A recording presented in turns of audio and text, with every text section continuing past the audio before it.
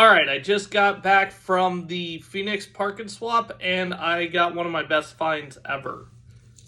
This camera, $10. Okay, so it is a Canon FT-QL. These go for $20-$30 for the body. Still made some money on that. The part that's the good find is the 55 1.2. That right there is between $100 to $200 for that lens. And it's heavy. That lens is really heavy. So $100 to $200 for the lens, $30 for the body. So I spent $10, and I'll probably keep the lens, but if I sold it, I would make at least $100 on it.